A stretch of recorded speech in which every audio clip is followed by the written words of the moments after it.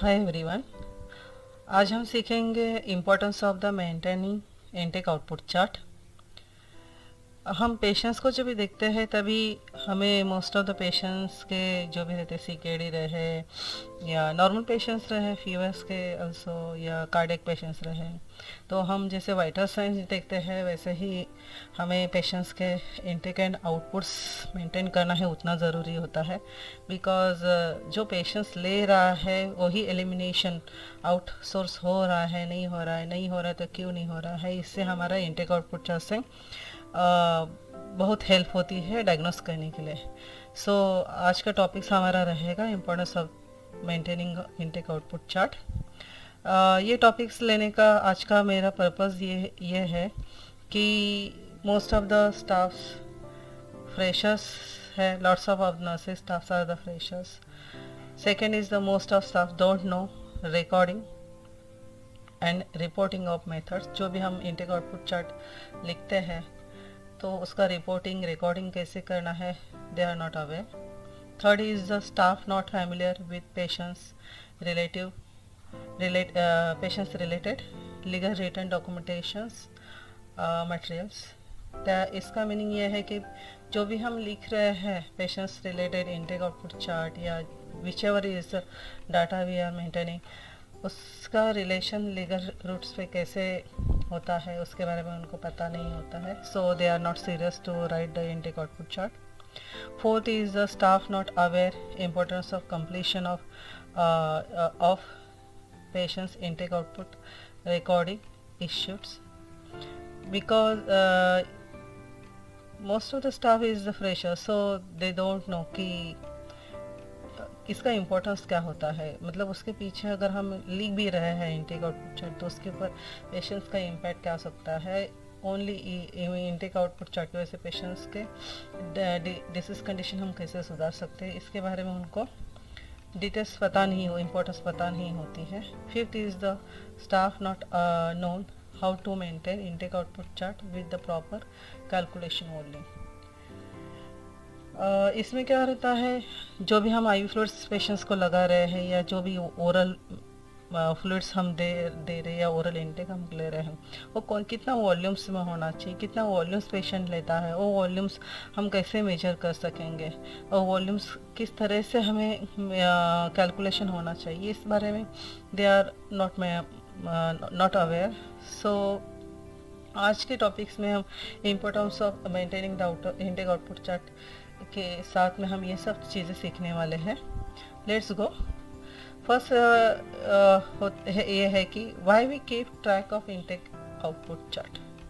हमें intake output chart maintain क्यों करना है, ट्रैक क्यों रखना है। First is to make sure patient stay hydrated, to spot any problems with the fluid level early and to help doctors understand and treat medical issue better. जैसे कि मैंने बोला है कि पेशेंट्स हाइड्रेटेड होना ज़रूरी है। Because so many patients is the acute gastroenteritis है, लूज मोशंस है, पेशेंट्स इंटेक्स नहीं लेते हैं और because of the eliminations more of the times patients dehydration level में जाने के चांसेस ज़्यादा रहते हैं और उसकी वजह से पेशेंट्स के लिए प्रॉब्लम्स होने के ज़्यादा इश्यूज रहते हैं, dehydrations, renal issues and something else.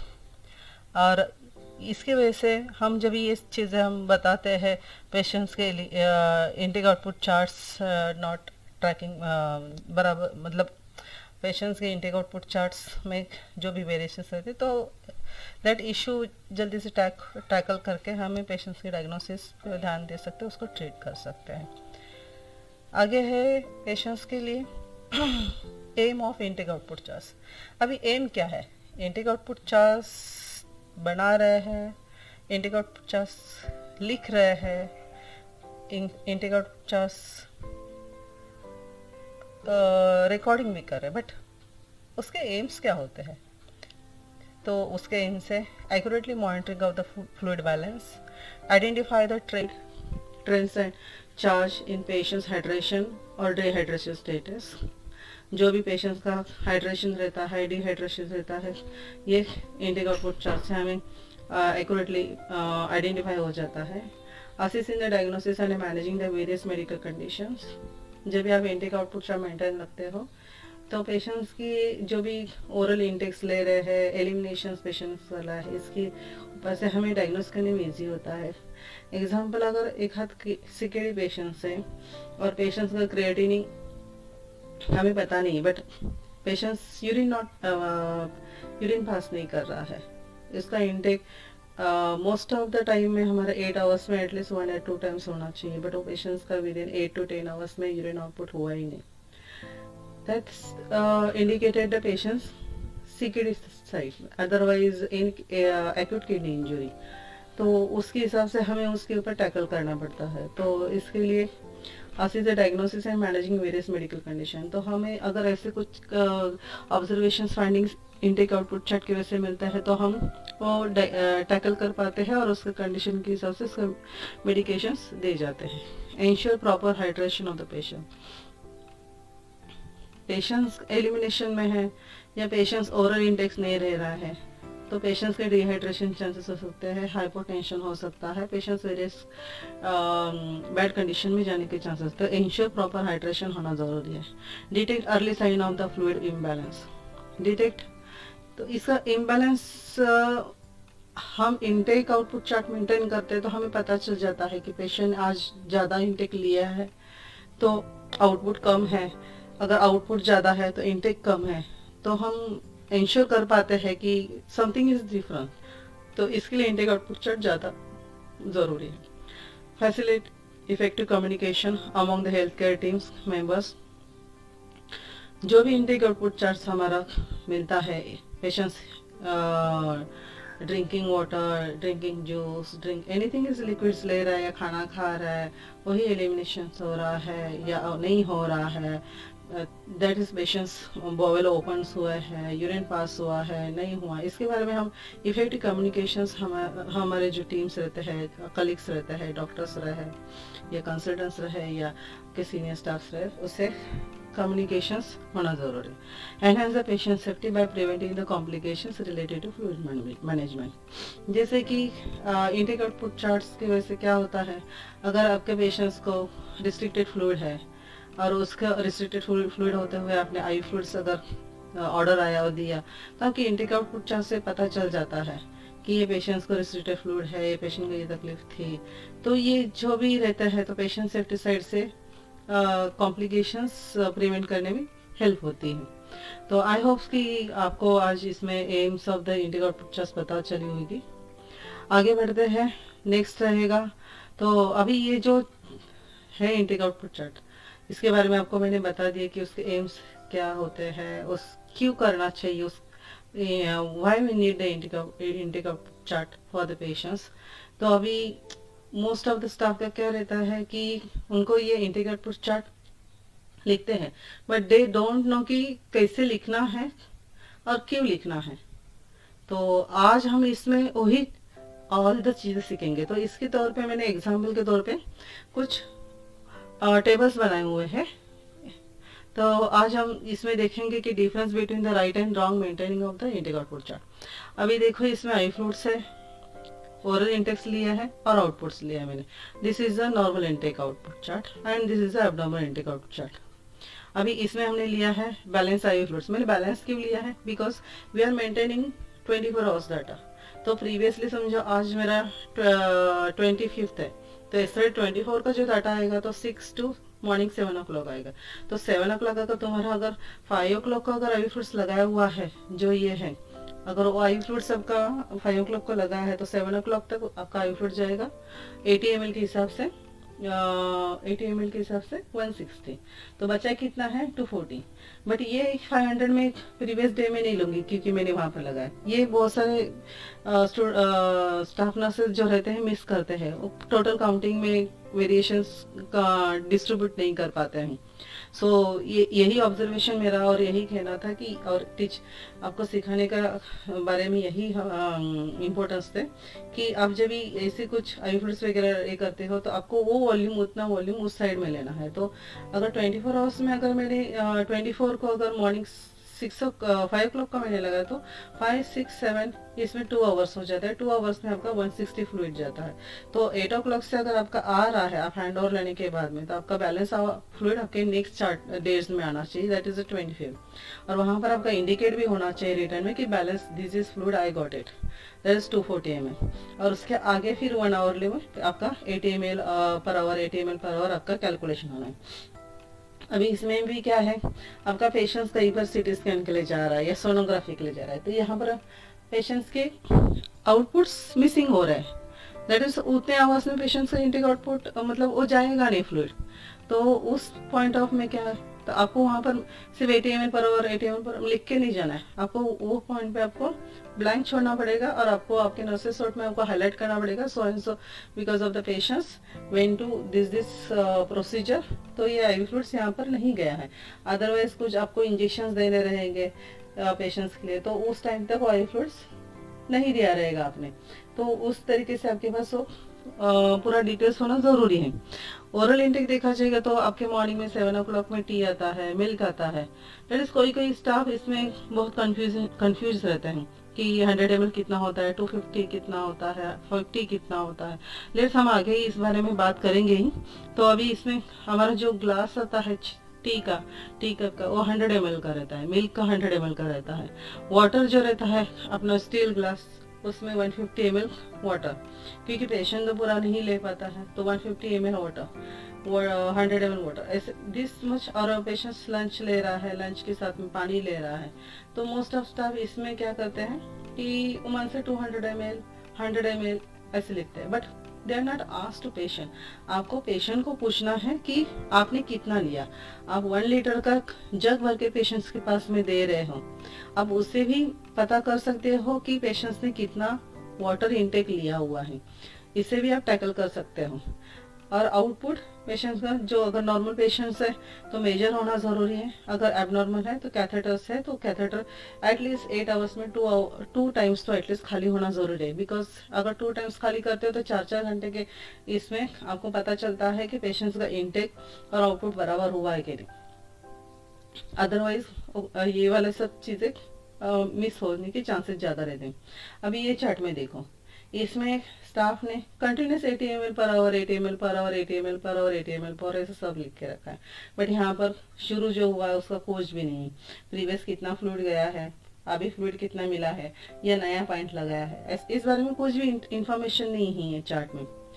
तो इसमें कुछ भी समझ में नहीं आता है। तो मोस्ट ऑफ स्टाफ यही तरीके से आगे बढ़ते हैं। तो मेरा कहना इतना ही है कि आप जो दे रहे हो, आप जो पेशेंट्स को ट्रीट कर रहे हो, एक अच्छी तरीके से ट्रीट होना जरूरी है कि जो पेशेंट को यूजफुल हो जाए, ना कि आपको काम करना है करके आपको करना है।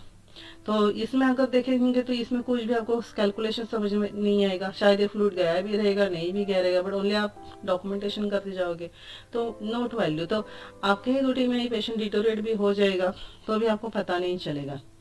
इसके डिटोरेट होने से बेटर है कि आप पहले ही ये सब चीजें अपने हिसाब से सिंसियरली टैकल करें और आप अपना मेंटेन करें।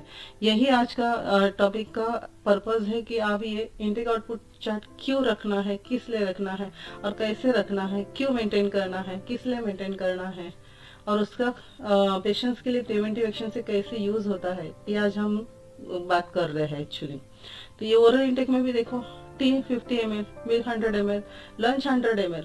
अभी लंच के साथ में सोचो, पेशेंट के साथ में दाल आता है, कर्ड आता है, पेशेंट्स के दाल आता है, कर्ड आता है, ये सब लिक्विड ही है, उसके साथ में पेशेंट पानी ले रहा है, but still is the staff is written 100 ml। How is possible? तो पेशेंट्स का 24 आवर्स में इंटेक कितना हुआ? 500, 600? Not possible, because patient is mobile, सब कुछ चीज है। और आप ऐसे चीजें लिखोगे तो फिर कोई भी एक्सेप्ट नहीं करेगा। दैट मीन्स आपको उसके बारे में नॉलेज ही नहीं है, यही समझ के सब लोग आपको बोलते जाएंगे। That is easy, hard and fast easy things है कि बराबर से टैकल कर लेते कि इस आपको कुछ पता नहीं है, और आउटपुट डायरेक्टली लिखा है 500 ml। अब ये देखो, अभी इसमें 80 ml, 80 ml, 80 ml, 80 ml इसमें लिखा है, तो इसमें तो 500 से ऊपर आउटपुट ही गया है, मतलब इनटेक ही आईवी फ्लूइड्स का गया है। और दिस 500 मतलब 1500 तो टोटल पेशेंट्स का इनटेक ही गया है और output 500, it is not possible. That means patient का ये वाला जो है आईवी फ्लूइड्स, दैट इज वो कम गया रहेगा या इसमें वेरिएशंस है। तो आपको ये समझना चाहिए कि पेशेंट्स का इनटेक आउटपुट चार्ट हम मेंटेन कर रहे हैं, तो उस टाइम में एग्जैक्टली हमें क्या ख्याल रखना चाहिए। एक तो पेशेंट्स के जो हम आई फ्लूइड्स दे रहे हैं, ये ड्रॉप फैक्टर्स या ऑन द इन्फ्यूजन पंप, इसमें हम प्रॉपर वे में देना है तो मॉनिटरिंग इजीली हो जाता है। नेक्स्ट स्टडी में मैं आई फ्लूइड्स ड्रॉप फैक्टर्स के बारे में आपका लूंगी, बट एट प्रेजेंट में अभी बताना है कि ये जो आप डॉक्यूमेंटेशन कर रहे हैं that is a proper way में क्यों होना जरूरी है, इसका आपके पेशेंट्स के ऊपर कैसे इफेक्ट कर सकता है।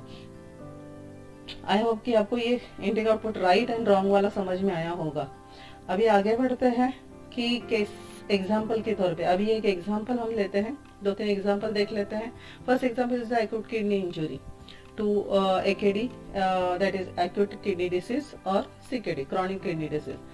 अभी patients is acute kidney injury रहते हैं, तो अभी इसमें मैंने 8 to 2 o'clock तक डेट एंड टाइम के हिसाब से TPH का इनटेक आउटपुट चार्ट मेंटेन किया है। अभी ये पेशेंट्स को 8 बजे हमने नॉर्मल सलाइन 500 लगाया है। रखा कितना एक्यूट किडनी इंजुरी का पेशेंट है, फ्लूइड्स ज़्यादा देते नहीं हैं बिकॉज ये पेशेंट्स के किडनी फंक्शंस ऑलरेडी डैमेज रहते हैं, तो फिर एलिमिनेशन प्रोसेस भी बहुत बुरा रहता है। So most of the time ivy fluids is restricted रहते हैं ऐसे पेशेंट्स को, और इनटेक ऑल्सो रिस्ट्रिक्टेड रहते हैं 2 लीटर्स टू 2.5 लीटर्स या 1.5 लीटर्स टू 2 लीटर्स, ऐसे ऑर्डर्स हमें मोस्ट ऑफ द मिलते हैं, बट हम वो ऑर्डर से हाईलाइट करना भूल जाते हैं। So all of you first note करो कि अगर ऐसे केसेस आ रहे हैं तो पेशेंट्स को फ्लूइड रिस्ट्रिक्शंस कितना है। अगर फ्लूइड रिस्ट्रिक्शंस है तो कितना है आपको आपके चार्ट पे हाईलाइट करोगे तो आपको इमीडिएटली पता चलेगा कि पेशेंट्स के इतना रिस्ट्रिक्शन। और साथ में आपको एक काम करना है कि पेशेंट्स के रिलेटिव्स रहते हैं, आप उनको भी अपने साथ में लेना है। आप उनको भी बताना है कि ये पेशेंट्स के इस कारण की वजह से CKD या IKD के कारण की वजह से पेशेंट्स का फ्लूइड रिस्ट्रिक्शन है, तो हमें दिन भर 24 आवर्स में हमें 1 to 5 लीटर्स या 2 लीटर्स देना है। दैट मीन्स मेरे पास अभी एक जग है 1 लीटर का है, तो 1 लीटर्स में मुझे 1 से 1.5 लीटर्स पानी देना है। तो उसमें से भी पानी में क्या, चाय, दूध, कर्ड, दाल, ये सब चीज़ों, सूप वगैरह जो भी चीज़ें हैं, और फ्लूइड भी माइनस होना है। दैट मीन्स अगर वो 500-600 अगर वो हो रहा है तो बचा हुआ 900 जो है मेरा वाटर रहेगा। इस तरीके से आपको मेंटेन करना है। तो आप रिलेटिव को भी ऐसे बता देते हो कम्युनिकेशन में, that is a loop communication हो जाता है, और वो भी आपके ट्रीटमेंट केयर में इंक्लूड हो जाता है। प्लस आप एक काम कर सकते हो, आप एक्सप्लेन करने के बाद में रिलेटिव को आप एक प्लेन पेपर दे सकते हो और उनको बोल सकते हैं कि 24 आवर्स में जैसे मैंने इंस्ट्रक्शन दिया है उसके हिसाब से आप पेशेंट्स का इनटेक लिखो, और पेशेंट्स का जो भी एलिमिनेशन हो रहा है, आउटपुट हो रहा है, आप मेंशन कर दो। तो ये भी इजी सोर्स होता है, but lot of the nurses is ये अवेयर नहीं रहते या ये करते नहीं है चीजें, but this is easy way. तो इससे क्या होता है, आपका लूप कम्युनिकेशन रहता है, आपके रिलेटिव, आपके पेशेंट्स के सगे रिलेटिव्स को भी पता रहता है कि उनके पेशेंट्स के लिए हम क्या कर रहे हैं, और उनको भी पता रहता है कि उनके पेशेंट्स के बारे में क्या चल रहा है, तो they are also supporting you. तो ये वाले चांसेस जो है तो मिस नहीं करना चाहिए। हमें ऑलवेज वर्क करना है एज अ टीम वर्क, तो उसमें हम अपने कलीग्स भी रहते हैं, अपने डॉक्टर्स भी रहते हैं, प्लस रिलेटिव्स भी हैं, बिकॉज रिलेटिव्स अगर रहेंगे तो हमें और हेल्प हो जाती है पेशेंट्स को इजी ट्रीट करने के लिए। तो अभी यहाँ पर है कि पेशेंट्स को अभी टी दिया है, ब्रेकफास्ट दिया है, मेडिसिन दिया है, वाटर विद वाटर, इसमें देखो अभी सब 100 ml है, दिस इज डिक्रीजिंग लेवल में डाला हुआ है, और पेशेंट का आउटपुट है 400 ml। तो this is way of the charting of the intake output chart. अगर यहाँ पर मैंने 40 ml नहीं लिया, बिकॉज दिस टाइम में पेशेंट्स को सोनोग्राफी के लिए गया, CT स्कैन के लिए गया रहेगा, तो मेरा एक्यूरेटली चार्टिंग है कि 40 ml इस टाइम में गया नहीं, बट इसका नोटिफिकेशन मुझे ही पता है एज अ 8 आवर्स के शिफ्ट में। बट नेक्स्ट शिफ्ट में अगर पूछेंगे अगर इसका ये गया क्यों नहीं, 20 अगर मेरे ड्यूटी में एक दो बार हुआ, इवनिंग के ड्यूटी में 1-2 बार, तो हार्डली 120 या 160 ml तो ऐसे ही माइनस हो जाएंगे, तो फिर नेक्स्ट 24 आवर्स के बियॉन्ड जाने के चांसेस हो सकते हैं फ्लूइड। तो आपके पास इसके लिए आंसर्स होना ज़्यादा जरूरी है कि क्यों ये फ्लूइड लेस गया है या टाइम लगा है, तो आपको ये नोटिफाई करना ज़्यादा ज़रूरी है। Second, AKD and CKD, that is acute kidney disease and CKD chronic kidney disease। ये most of the patient dialysis पे रहते हैं, तो उनके output most of the times रहते नहीं है, होते नहीं है। डायलिसिस होने के कारण पेशेंट्स को यूरिन आउटपुट होता नहीं है और इनटेक भी हार्डली डिक्रीजिंग रहता है। तो आपको इनटेक जो रहता है स्ट्रिक्टली, उसमें पेशेंट्स का इनटेक प्रॉपर वे में है या नहीं है आपको देखना है। अगर पेशेंट्स नहीं खा रहे because of the vomiting sensation या वॉमिटिंग या अनइजीनेस, तो आपको कंसल्टेंट से कम्युनिकेशन करना है कि पेशेंट्स बराबर से नहीं रहे, तो एटलीस्ट लो वॉल्यूम में हम आई फूड स्टार्ट कर सकते हैं और पेशेंट्स का जो भी इलेक्ट्रोलाइट इम्बैलेंस है मेंटेन कर सकते हैं। इस तरीके से हमें काम कर सकते हैं। तो अगर आप ये सब मेंटेन करते हो इनटेक आउटपुट चार्ट प्रॉपरली, तो ही आप इस बारे में आगे बढ़ सकते हो। सेकेंड केस देखते हैं, फ्लूइड ओवरलोड पेशेंट। अभी फ्लूइड ओवरलोड का भी होता है। अभी सीकेडी पेशेंट्स है, क्रॉनिक सीकेडी पेशेंट्स है। अभी क्रॉनिक सीकेडी पेशेंट्स होते हैं तो उनको हार्ट प्रॉब्लम्स होने के चांसेस रहते हैं, हार्ट पंपिंग कम होता है और ये हार्ट पंपिंग कम होने के कारण पेशेंट्स का ब्रीदिंग डिफिकल्टीज शुरू होता है। ब्रीदिंग डिफिकल्टीज होगा तो क्यों होता है? क्योंकि पेशेंट्स के फ्लूइड्स जो भी मतलब पंपिंग कम होने के कारण फ्लूइड ओवरलोड होने के होते हैं ज़्यादा से। तो अभी ऐसे केसेस में क्या होता है, तो पेशेंट्स को फ्लूइड ओवरलोड है, ब्रीदिंग डिफिकल्टीज है, पेशेंट ओरली नहीं ले रहा है, तो पेशेंट्स को आई फूड हम चालू करेंगे? हम डायरेक्टली नहीं चालू कर सकते हैं। अगर पेशेंट ब्रेथलेस है, पेशेंट सीकेडी है, तो हमें पहले कंसल्टेंट से बात करना जरूरी है। बिकॉज अगर फ्लूइड ओवरलोड पेशेंट्स की डायग्नोसिस बाद में हुआ है बट ये सब सिम्टम्स है, तो आपको कंसल्टेंट को पूछना है कि इसको फ्लूइड वगैरह देना है क्या। बिकॉज अगर पेशेंट सीकेडी है, ब्रेथलेसनेस है, तो पेशेंट्स को कार्डियक इश्यूज होगा ही होगा। अगर ऐसे इश्यूज है तो आप अगर पूछ के देते हो तो इसको हमें डायरेटिक्स देने पड़ेंगे, उसके जो भी फ्लूइड्स, क्योंकि patient CKD and breathing difficulties जब भी आते हैं तभी दैट मींस फ्लूइड रिटेंशन होता है पेशेंट्स के बॉडी में, और फ्लूइड रिटेंशन के कारण में पेशेंट के हार्ट पंपिंग में ज़्यादा प्रेशर होता है और पेशेंट्स को ब्रेथलेसनेस होता है। तो इस पोजीशन में हमें क्या करना पड़ता है, डायरेटिक्स देके वो प्रेशर डिक्रीज करना पड़ता है। तो इसके लिए हमें ऐसे कुछ केसेस में हम फ्लूइड देते नहीं हैं, हम फ्लूइड रिमूव का मेथड यूज करते हैं, दैट इज अ डायरेटिक्स। तभी उस टाइम में हमें ऑर्डर दिया जाता है कि इंजेक्शन लाइसिस या एनी डायरेटिक्स डाइट्रोस वगैरह का ऑर्डर दिया जाता है, तो हमें वो इम्प्लीमेंटेशन होना जरूरी है। अभी आप यहाँ पर फ्लूइड तो नहीं दे रहे हैं बट पेशेंट्स ओरल इंटेक ले रहा है, तो अभी डायरेटिक्स दे रहे हो, डायरेटिक्स दे रहे हो तो पेशेंट्स का दो चीज़ों पे आपका ज़्यादा ध्यान देना है, कंसल्टेंट ऑर्डर रहे या ना रहे। एक तो पेशेंट्स का वेट रेगुलर बेसिस चेक होना चाहिए, सेकंड पेशेंट्स का output, because patients fluid overload में आया है, दैट इज द डायग्नोसिस तो पक्का ही है। तो अगर आप लैसिक्स दे रहे हो, डाइटोर दे रहे हो, तो उसका आउटपुट नहीं मेंशन करोगे तो उसका इफेक्ट कहाँ से पता चलेगा, कितना फ्लूइड ओवरलोड था, कितना फ्लूइड निकला। बिकॉज जितना निकलेगा उसके हिसाब से पेशेंट का वेट भी डिक्रीजिंग रहेगा एंड प्लस पेशेंट्स का आउटपुट भी ज़्यादा रहेगा। अगर आउटपुट नहीं आया तो उसके कंसल्टेंट को इंफॉर्मेशन देके और कुछ मेडिकेशन एडअप कर किए जाते हैं। तो इस तरीके से हम ये फ्लूइड ओवरलोड के पेशेंट्स को भी हम ट्रीट कर सकते हैं because of the help of the intake output chart. So I hope कि आपको अब तक तो हम जो intake output chart as a must maintain कर रहे हैं तो कितना इम्पोर्टेंट है पेशेंट्स ट्रीट करने के लिए। पेशेंट्स मेडिकेशन तो है ही ट्रीट करने के लिए, बट बेसिकली हम जो ये चीज़ें जो कर रहे हैं, हम intake output chart maintain, patient खा रहा है, पेशेंट एलिमिनेशन कर रहा है, पेशेंट्स को फ्लूइड हम दे रहे हैं, बट उसका ट्रैकिंग अगर हम अच्छी तरह से रखेंगे तो इसके इवैल्यूएशन एंड ऑब्जर्वेशन की वजह से हमारा आउटपुट अच्छा रहता मिल जाता है, क्योंकि वो आउटपुट की वजह से हम पेशेंट्स को जल्दी से ट्रीट कर पाते हैं। ओके, चलो नेक्स्ट आगे बढ़ते हैं। नेक्स्ट केस है acute gastroenteritis.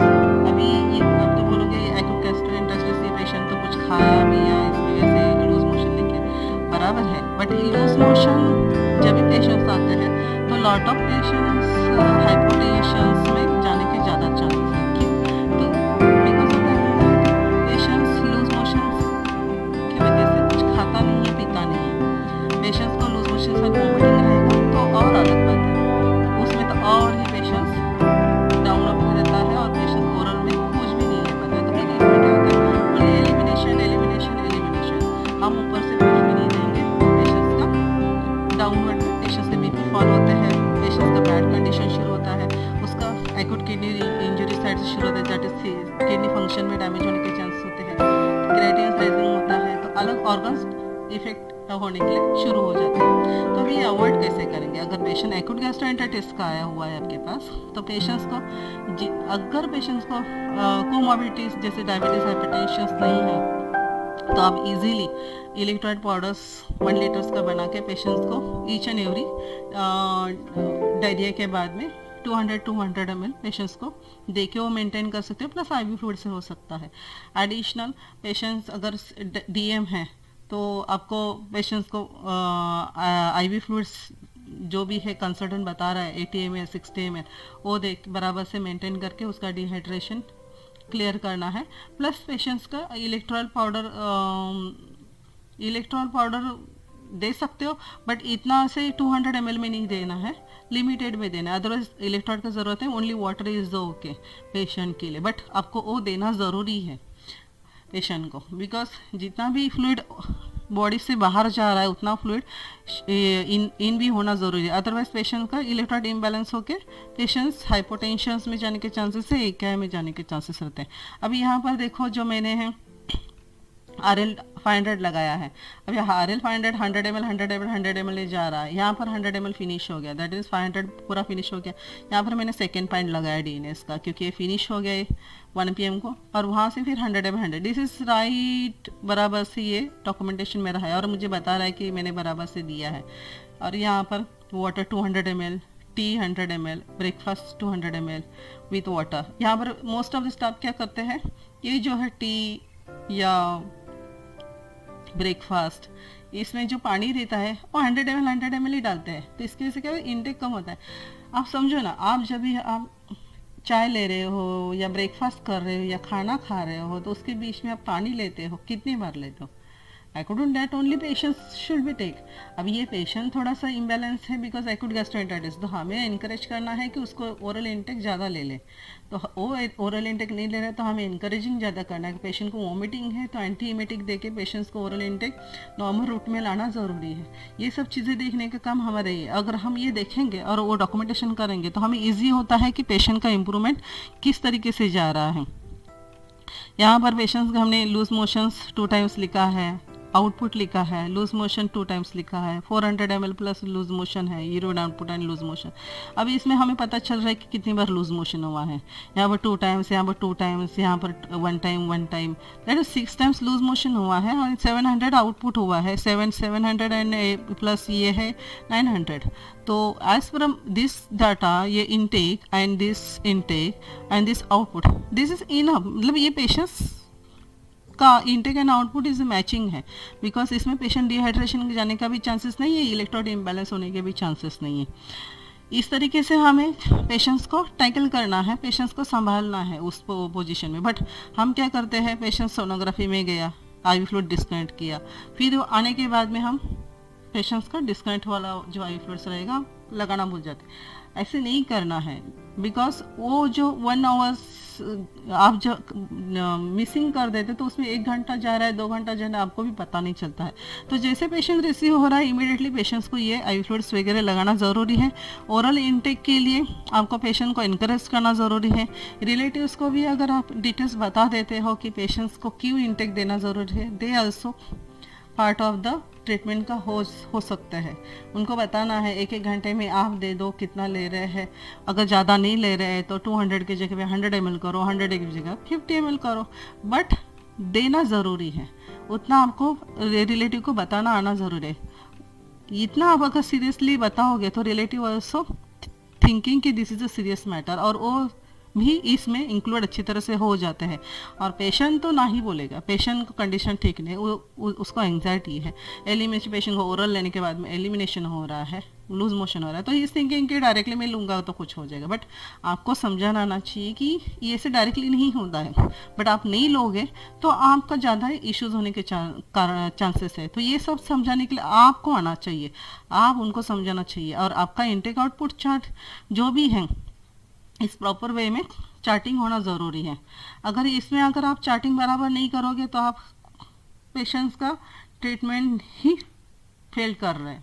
That means patients के डायग्नोसिस तो दूर की बात है, बट प्रिवेंटिव एक्शन तो दूर की बात है, कुछ भी नहीं कर रहे हो।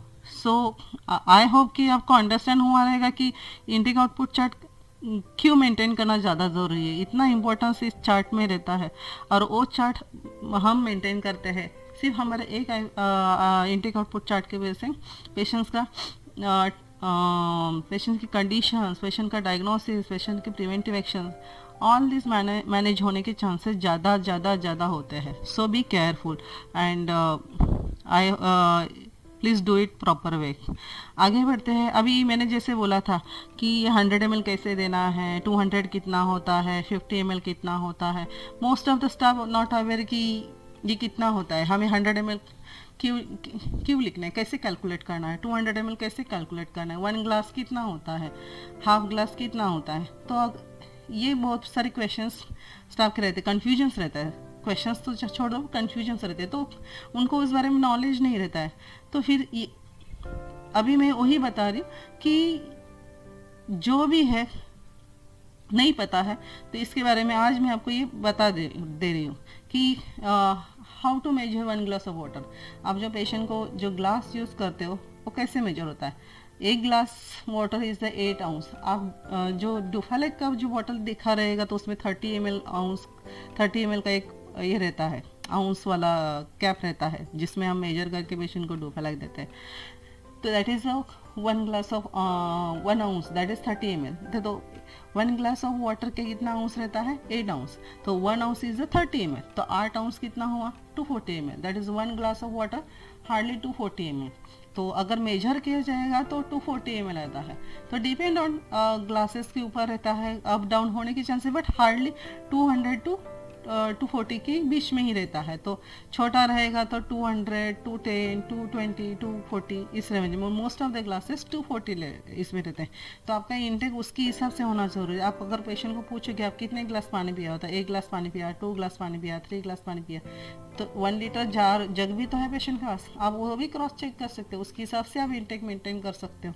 पेशेंट्स को भी पेपर्स दे के उससे इंटेक लिख सकते हो, बट आपको प्रॉपर वे में इंटेक लिखना ज़रूरी है। इंटेक एंड आउटपुट भी आपका ईच एंड एवरी शिफ्ट में 2 टाइम्स। नॉर्मल पेशेंट्स है, वॉशरूम जा रहा है, तो ईच एंड एवरी टाइम वो डॉक्यूमेंटेशन हो, बिकॉज डायबिटीज आप दे रहे हो तो पेशेंट्स को बार बार यूरिन आउटपुट होगा, बार बार उसका मेजर होना ज़रूरी है, बिकॉज दैट आउटपुट्स इंडिकेट्स कि पेशेंट का फ्लूइड ओवरलोड भी कम हो रहा है। इस तरीके से आपको ये भी आगे से काम करना है। तो आई होप कि मैंने आपको बता दिया है कि इंटेक आउटपुट क्यों ज़रूरी है, कौन कौन से कंडीशंस। एज अ एग्जांपल में मैंने 2-3 ही लिए हैं, ऐसे बहुत सारे एग्जांपल्स हैं। और प्लस आपको जो डाउट्स था कि कैसे हम मेजर करें कि वाटर कितना दे रहे, क्या दे रहे, तो उसके लिए भी मैंने अभी आपको बता दिया है कि कैसे मेजर होना चाहिए वाटर वे। आपको अभी अप्रॉक्सीमेटली तो वॉल्यूम तो पता चला है, तो आपको मेजर करते बैठना नहीं है कि 1 ounce 2 ounce. 8 ounce is the 1 glass of water, 1 glass of water is the 240 ml। इतना आपको ध्यान रहना है। दैट मीन्स 200 240 के बीच में ही आपका ग्लास का वॉल्यूम रहेगा। तो इसके हिसाब से आपको वो समझना चाहिए। अभी आगे बढ़ते हैं। अभी हम चैलेंज क्या फेस करते हैं, what challenges we faced, common problems we encounter when keeping track of the fluid. जब भी हम फ्लूइड ट्रैक करते हैं तभी हमें क्या प्रॉब्लम्स आते हैं। तो first is it takes a lot of time to write everything down. Second is making sure we are accurate and don't miss anything. Third, getting everyone to understand why it is important. And fourth is using new technology to help us keep track. अभी हम जब भी fluid दे रहे हैं तो इसमें हमें जो डॉक्यूमेंटेशन कर रहे हैं उसमें it's take a lot of time to write everything down. Right है, बट इतना भी टाइम हमें नहीं जाता है कि लॉट ऑफ बोल सकते हैं। आप पेशेंट्स को पूछ रहे हो, आप डॉक्यूमेंट कर रहे हो, ठीक है। आराम से करने वाली चीज़ ने आपको ऑन द स्पॉट आपको डॉक्यूमेंटेशन होना ज़रूरी ही है। और that is each and every time है, ईच एंड एवरी शिफ्ट नहीं है। आप 9 बजे पेशेंट्स का देख रहे हो, 8 बजे पेशेंट का चाय देख रहे हो, तो आप 11 बजे चाय नहीं लिखोगे, आप उसी टाइम में लिखोगे। आप 1 o'clock का पेशेंट का लंच देख रहे हो तो आप 2 बजे या 3 बजे नहीं लिखोगे, आप उसी टाइम में लिखोगे पेशेंट का ऑब्जर्वेशन करके, तो उसी तरह से आपका ये सॉल्व हो सकता है। बट आप वैसे नहीं करते हो, आप बाद में एक साथ में लेने के लिए ट्राई करते हो, बट वैसे नहीं करना है। जिस टाइम में आप जो ऑब्जर्वेशन कर रहे हो उसी टाइम में आपका डॉक्यूमेंटेशन इमीडिएटली करने के लिए आप ट्राई करना है। Making sure we are accurate and don't miss anything, यही है चीज़ हमें जो भी है कि हमें एक्यूरेट टाइम पे करना है। तो इसकी वजह से क्या होगा, हम कौन सी भी चीज़ मिस होने के चांसेस नहीं। अभी क्या होता है, सुबह 8 o'clock को हम ड्यूटी ज्वाइन कर रहे हैं, 2 बजे तक हम बहुत सारी चीज़ें ऐसे कर लेते हैं, तो उसमें हमें मिस आउट पॉइंट होने के बहुत चांसेस रहते हैं। तो ये मिस आउट पॉइंट्स भी माइनस में ही जाते हैं पेशेंट्स के, तो that is not the right way. तो जब भी आप देख रहे हो, जब भी आप कर रहे हो, उसी टाइम में आपका डॉक्यूमेंटेशन इमीडिएटली कर दो, फिनिश। हार्डली 1 मिनट 2 मिनट्स ही जाते हैं उसमें। Third is getting everyone to understand why it is, actually ये जो है किसी को भी पता नहीं रहती इम्पोर्टेंस। अभी की दिन में जैसे मैंने बताया है कि almost the fresh nurses is there या न्यू नर्सेस देयर, जो क्लिनिकल साइड में कभी ज़्यादा से एक्सपोज नहीं हुए हैं। तो एक्सपोज नहीं हुए हैं तो फिर ये सब डाटा उन लोग के लिए नए रहते हैं, उनको पता नहीं रहते हैं। सो इसके लिए तो उनको इम्पोर्टेंस करके देना ज़रूरी है। एज अ सीनियर पर्सन, अगर मैं सीनियर हूँ तो मेरे जूनियर्स जो भी रहेंगे उसको मुझे बताना है कि ऐसे ऐसे चार्टिंग्स हमें करना है, ये चार्टिंग्स क्यों करना है, किस लिए करना है, और वेरिएशंस आएंगे तो किसको नोटिफाई करके देना है। ये सब चीज़ें हमें उसके बारे में इम्पोर्टेंस हमें उसको बता के देना चाहिए। Using the new technology to help us keep track. New staffs अगर है तो उनको जो भी ड्रॉप फैक्टर्स रहते हैं आई फ्लूइड्स के रहें, या ग्लास मेजरिंग कितना ml होता है, प्लस आई फ्लूइड ये फ्लूइड मशीन्स जो रहती है कैसे यूज़ करना है, ये सब चीज़ें उनको पता नहीं रहती है। तो we need to help them and teach them, और उसका इम्पोर्टेंस भी बताना ज़रूरी है, हमें क्यों लगाना है फ्लूइड मैनेजमेंट वाला मशीन्स, ये सब चीज़ें, ड्रॉ फैक्टर्स क्यों यूज़ करना है, फ्लूइड्स क्यों टाइम पे जाना है, ये सब चीज़ें अगर हम उनको प्रॉपर वे में दिमाग में घुसा देंगे तो वो प्रॉपर वे चैनल में ही काम करते हैं, और दैट इज़ यूज़फुल हो जाता है आगे कंटिन्यूशन के लिए। नेक्स्ट है अभी ये सब how we can make it easier solution to the challenges. अभी ये चैलेंजेस ईजियर सॉल्यूशंस क्या है, हाउ वी मेक, कैसे करना है ईजियर। तो इसमें है finding faster way to write things down, teaching everyone why it is important and how to do it right, using computer and और tablets to help us keep tracking, working together as a team, make it easier for everyone. Same जैसे मैंने पहली बार बताया था आपको कि हर एक staff हर thing से मतलब हर एक स्टाफ को पता होना ही ज़रूरी नहीं है। अगर न्यू है तो उसके ऊपर और न्यू सीनियर्स रहेगा, अगर तो this is a team work and this is a chain. एक जो फर्स्ट जो आया हुआ है वो दूसरे को सिखाएगा, दूसरा जो है तीसरे को सिखाएगा। This is a chain like we have to work with in team. अगर जूनियर्स को सीनियर नहीं सिखाएगा तो और कौन सिखाएगा। तो सीनियर्स ने समझना चाहिए कि जूनियर्स का लेवल कहाँ तक है और जूनियर्स मुझे कैसे हेल्प कर सकेंगे। अगर जब भी आप अगर सीनियर्स होके जूनियर्स को सिखाओगे तो अल्टीमेटली वो जूनियर्स अपडेटेड होते जाएगा और आपको उसमें ज़्यादा हेल्प होती जाएगी राइट वे में। तो इसके लिए ये टीम वर्क होना ज़्यादा ज़रूरी है। और जो भी टेक्निक्स है, टेक्नोलॉजी है, फ्लूइड मैनेजमेंट है, उसके लिए जो भी हम टेक्निक्स यूज़ करते हैं, इन्फ्यूजन पम्प्स यूज़ करते हैं फ्लूइड्स मैनेजमेंट के लिए, या ओरल इनटेक के लिए जो भी कैलकुलेशंस है, वो सब चीज़ें हम अगर पहले से ही अगर हम अपने जूनियर्स को बता देंगे तो आई होप कि स्टार्टिंग से ही फर्स्ट दिन से ही वो लोग अपना काम पे बराबर से राइट वे में आगे बढ़ सकेंगे। तो इस तरीके से ही हम इजी वे में ये चैलेंज पे सॉल्यूशन निकाल सकते हैं। आई होप ये पीपीटी देखने के बाद या सुनने के बाद में आप राइट वे में इनटेक आउटपुट चार्ट पे फोकस दोगे और ईच एंड एवरी पर्सन को आप एक्सप्लेन करोगे किस वे से आपको जाना है, क्यों जाना है, इसके इम्पोर्टेंस क्या है, और आप उस वे से पेशेंट को अच्छी तरह से ट्रीट करोगे, पेशेंट्स के ऑब्जर्वेशन करोगे, उसके ऊपर ट्रीटमेंट करोगे। आगे बढ़ते हैं। इसमें अभी टिप्स, आज के क्लासेस से आपको क्या टिप्स मिल रही हैं। तो tips for doing it's right, key things to remember when keeping track of fluid. First is the check and write. Check and write things down regularly. आप चेक करो, आप इम्प्लीमेंट करो, और उसके बाद में जो मेथड हुआ है वो राइट डाउन करना है आपके नर्सेस नोट में, आपके इनटेक आउटपुट चार्ट में रेगुलरली और time to time. Second, use forms and computer designated for this purpose. हमारे पास जो इनटेक आउटपुट चार्ट रहते हैं, तो चार्ट्स प्रॉपर वे में यूज़ कैसे करना है, किस लिए करना है और किस तरीके से करना है, ये हमें पता होना ज़रूरी है। और नहीं पता है तो जो सीनियर्स पर्सन है उससे पता करके उसके बाद ही हमें स्टार्ट करना है, और राइट वे में आपको चार्ट प्रॉपर वे में यूज़ करना है, कंप्लीशन करना है। और एनी एब्नॉर्मलिटीज देयर तो आपको जल्दी से नोटिफाई करके पेशेंट्स के लिए उसका ट्रीटमेंट प्रिवेंटिव एक्शंस मेथड शुरू करना है। Talk, third is the talk with the patients and their families to get the detail right.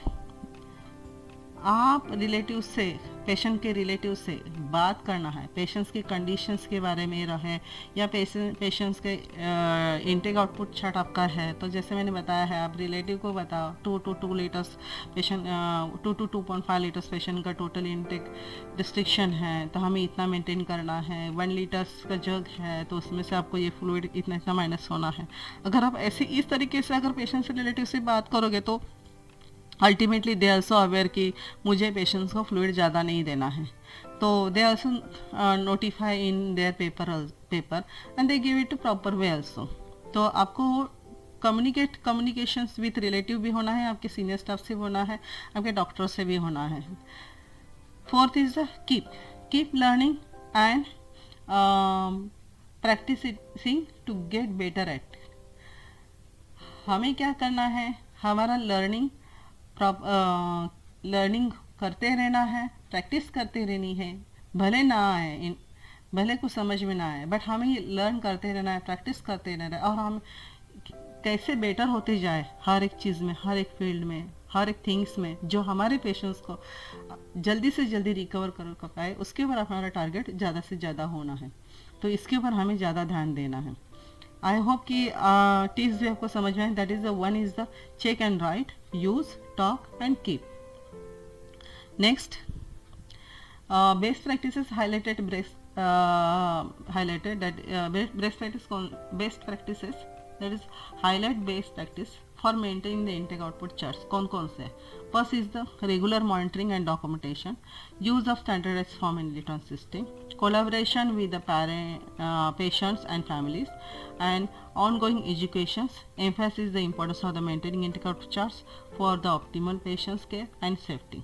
This all is the very important for the best practice for the maintaining intake output chart, that is regular monitoring and documentation in that time only, not after the 8 hours. Use of standardized form and electronic system, that is आपके intake output charts के जो forms है, whichever the drop factors के लिए infusion pumps है, आप उसके use करके प्रॉपर वे में आपके इनटेक आउटपुट चार्ट्स मेंटेन करना है, प्रॉपर वे में इनटेक आउटपुट चार्ट डॉक्यूमेंटेशन करना है। एंड कोलैबोरेशन, इसके बारे में आपको पेशेंट्स के लिए रिलेटिव से, पेशेंट से कम्युनिकेट करना है, उनको उसका सीरियसनेस बताना है, और पेशेंट्स के इनटेक आउटपुट चार्ट पे प्रॉपर वे में ध्यान देना है। इस तरीके से पेशेंट्स का बेस्ट प्रैक्टिसेस कंटिन्यूस रखने हैं। आई होप आज का ये जो maintaining of the intake output chart क्यों इम्पोर्टेंट है, किस लिए इम्पोर्टेंट है, आपको आज समझ में आया रहेगा। और इसके आगे जितने भी आप पेशेंट्स देखोगे या हैंडल करोगे, तो आप प्रॉपर वे में इनटेक आउटपुट चार्ट मेंटेन करोगे, मेंटेन करते करते पेशेंट्स के रिलेटिव से भी कम्युनिकेट करोगे, उन कम्युनिकेट करते करते जो भी एबनॉर्मल फाइंडिंग्स हैं आप उसके बारे में आपके डीएमओ से या कंसल्टेंट से डिस्कस करोगे और इमीडिएटली उसके ऊपर एक्शंस लोगे।